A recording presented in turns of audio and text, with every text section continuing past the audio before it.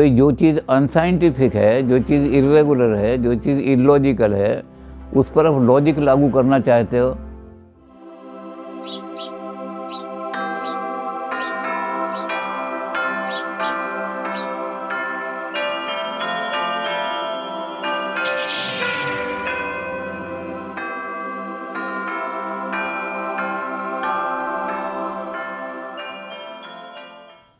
तो एक तो अनकॉन्शियस का स्वरूप क्या है, इस पर इनका बहुत बड़ा डिफरेंस हुआ।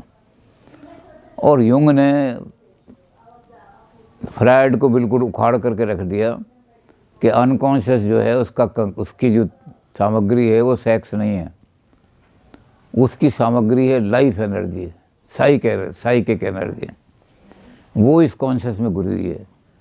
सेक्स को बिल्कुल निकाल दो इसमें से।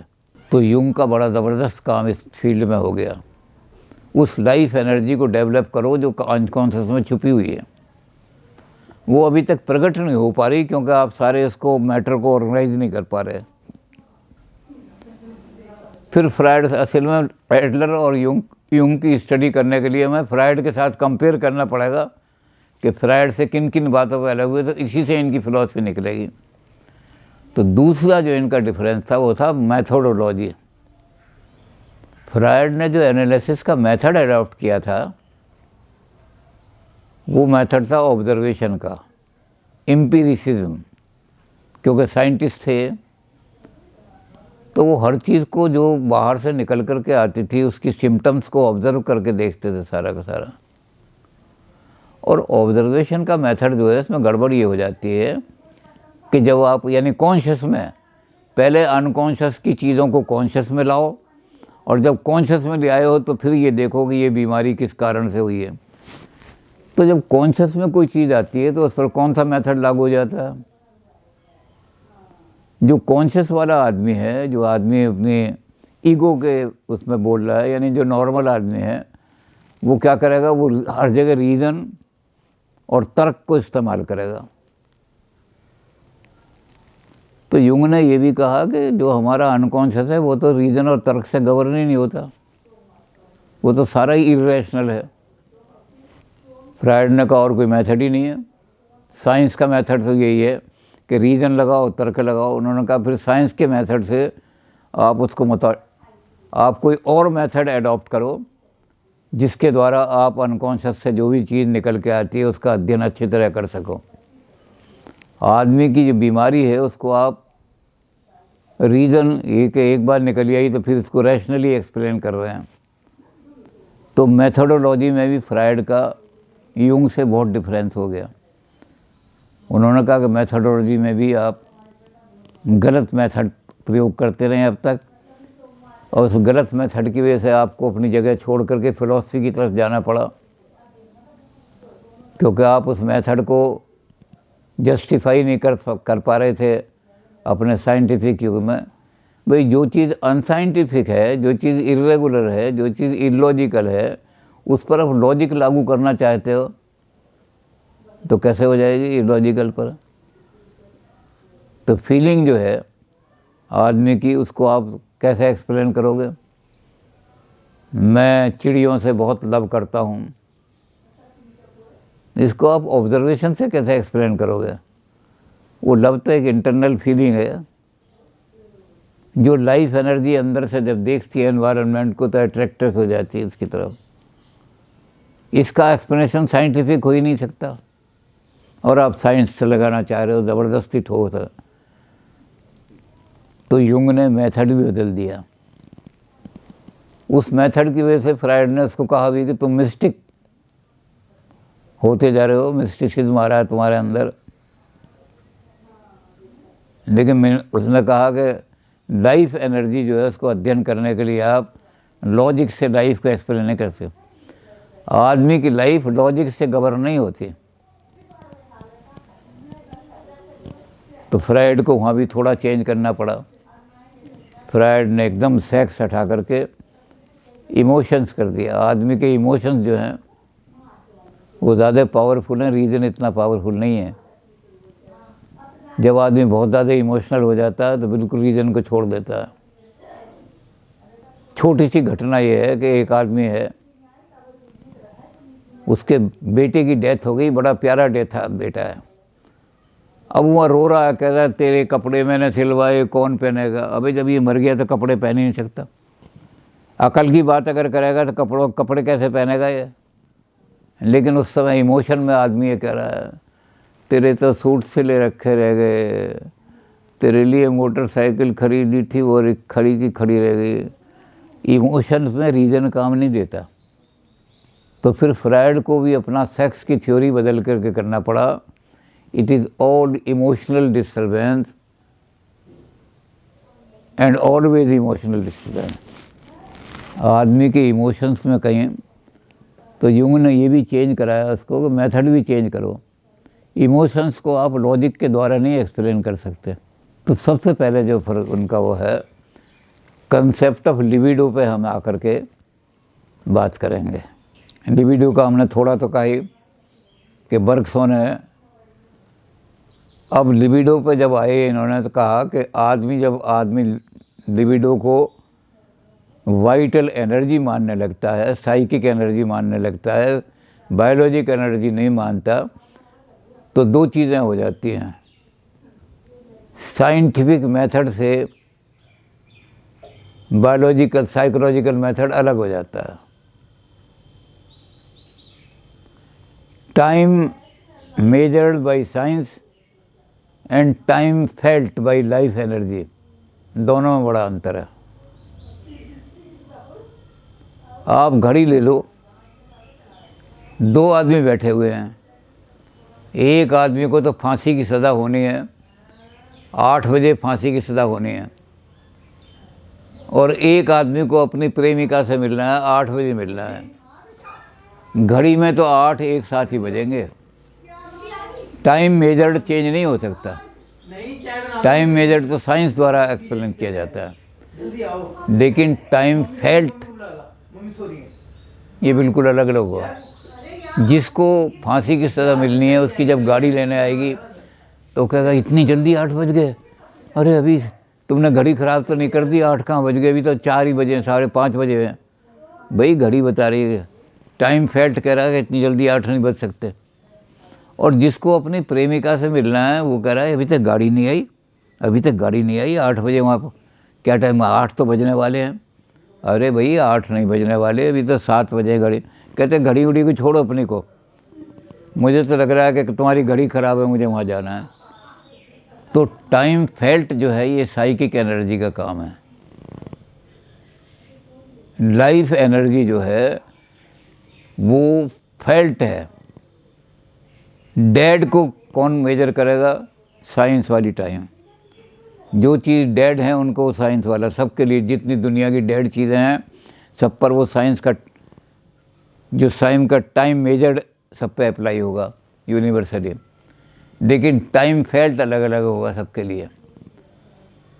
तो यूंग ने कहा कि हम जो आदमी की फीलिंग है उसको जब कहेंगे तो बहुत अंतर हो जाएगा उसके अंदर। टाइम फेल्ट साइंस वाले को मानेंगे ही नहीं। तो इसलिए अब हमें जब आदमी का एनालिसिस करना है तो हमें टाइम फेल्ट का भी ध्यान रखना पड़ेगा। टाइम मेजर्ड से लाइफ को एक्सप्लेन नहीं कर सकते आप, टाइम फेल्ट। अब इसके लिए एक आदमी ने बड़ी अच्छे उदाहरण दिया। उसने कहा कि एक जो है हाथी पहाड़ पर से फिसल गया और पहाड़ पर से फिसल करके वो जो है लुढ़कने लगा हाथी। आप घड़ी लेकर के खड़े हो गए कि वो आदमी हाथी कितनी देर में नीचे आएगा, 200 फुट की पहाड़ी से इतनी देर में नीचे आएगा। लेकिन नीचे आने में हाथी को जो पेन हुआ है और हाथी को जो तकलीफ़ हुई है, मानसिक भी और शारीरिक भी, तो उसने लगा कि मुझे तो बड़ी देर लग गई, इतनी देर लग गई, इतनी 2 घंटे से मैं तड़प रहा हूँ और कोई मुझे देखा। भैया 2 घंटे नहीं हुए, अभी पौना घंटा हुआ, अभी तो 1 घंटा हुआ है। कहते तुम्हारी घड़ी में 1 घंटा और खाक डालो इस घड़ी पर, मुझे टाइम फेल्ट चाहिए। तो यूंग ने मेथोडोलॉजी भी चेंज करा दी फ्रायड के। और तीसरी चीज़ जो है जिससे फ्रायड पे डिफरेंस हुआ वो हुआ सिम्टम। इस पर हम पहले भी देख चुके हैं जब फ्रायड को क्रिटिसाइज़ कर रहे थे कि फ्रायड ने सारी सिम्टम जो डेवलप की थी वो ग्रीक माइथोलॉजी से डेवलप की थी। जितनी भी सिम्टम है वो ग्रीक से ली थी उन्होंने, और कहानियाँ भी ग्रीक से ली थी। जैसे नार्सिसस है, अब नार्सिसस ग्रीक में सबसे सुंदर आदमी था। यहाँ इंडिया में कोई ऐसा आदमी नहीं मिलता जो जिसने ये किया हो कि मैं सबसे सुंदर हूँ इसलिए डूब के मर गया हो तालाब में। तो नार्सिसस का सिंबल इसने लगा दिया फ्रायड ने। तो यूंग की इससे भी फ्रायड से झगड़ा हुआ।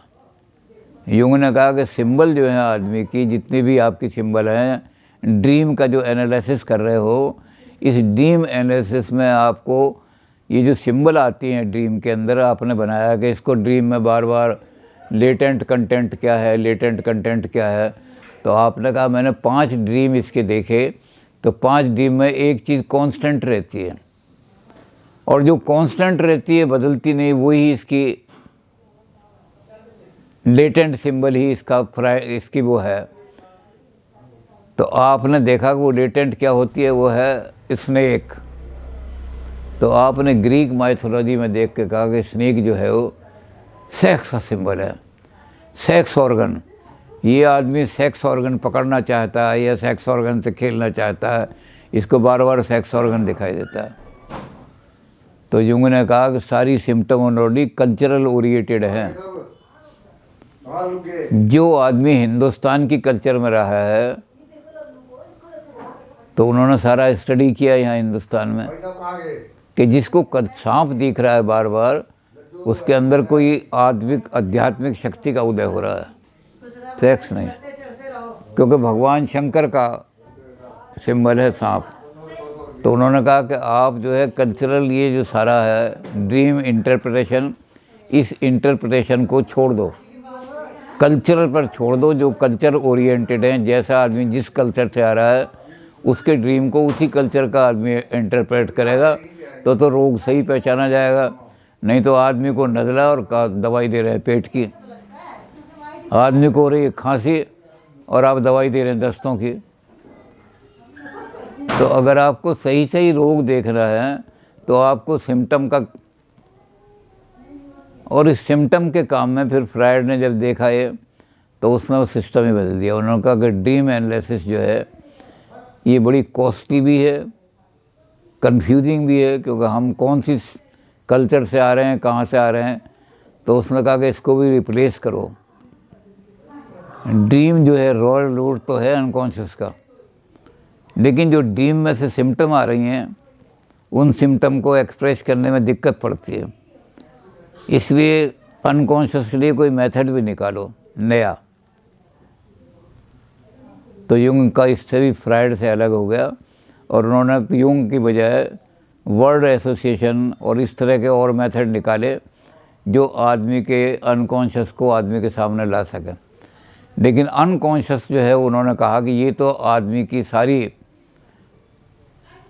ये तो ह्यूमन पर्सनैलिटी का की है, इसलिए अनकॉन्शियस को नहीं छोड़ा उन्होंने। उस पर तो फ्रायड के हमेशा एहसानमंद रहे। तो अनकॉन्शियस को अब हम देखेंगे कि अनकॉन्शियस क्या है, यूंग ने अनकॉन्शियस को क्या बनाया। यूंग का काम इतना ज़्यादा नहीं है जितना फ्रायड का है। 20,000 पेशेंट देखे थे फ्रायड ने, यूंग ने इतने नहीं देखे। लेकिन यूंग का बड़ा इम्पोर्टेंट ये है कि साइकिक एनर्जी की खोज, साइकिक एनर्जी कुछ इंडिपेंडेंट काम करने वाली है, और उस साइकिक एनर्जी को हम अनकॉन्शियस की अंदर की लेयर में से निकाल सकते हैं। तो यूंग जो है और भी ज़्यादा अनकॉन्शियस से प्रेरित होकर के अनकॉन्शियस को एनालिसिस करने लगे। अब यूंग के बारे में हम देखेंगे क्या क्या चीज़ें हैं यूंग की। यूंग के पास जो पेशेंट आते थे उसमें सबसे ज़्यादा जो पेशेंट होते थे नथिंग बट न्यूरोसिस। एक बीमारी है बड़ी, नथिंग बट न्यूरोसिस। इंडिया में भी हम देखेंगे, इंडिया में भी इसमें लोग सफ़र कर रहे हैं, या अमेरिका में ये बीमारी है। तो इस पर विचार करेंगे। चलिए अभी हम फ्रायड से अलग होकर, यूंग ने फ्रायड की बहुत सारी चीज़ें बदलवा दी और यूंग ने एक इंडिपेंडेंट काम किया। सबसे बड़ा काम यही किया कि एनालिसिस में से सेक्स को बिल्कुल हटा दिया। बायोलॉजिकल एनर्जी का मतलब सेक्स नहीं है। बायोलॉजिकल एनर्जी का मतलब है मैटर के ऊपर कैसे हम आधिपत्य प्राप्त करें, ये है बायोलॉजिकल है। तो जब ये चीज़ आ जाएगी तो आदमी के अंदर से नई साइको एनर्जी निकलेगी जो अपने एनवायरनमेंट पर बहुत कंट्रोल कर लेगी। और इसको फिर उससे जोड़ेंगे हम, जो चक्कर और मंडल उन्होंने यहाँ किए, उसका बहुत प्रयोग किया है उन्होंने। ख़ास तौर से मंडल और चक्र को बीमारियों पर बहुत इस्तेमाल किया है। तो यूंग का काम चाहे थोड़ा हो लेकिन इम्पोर्टेंट बहुत है। चलिए विचार करेंगे इस पर।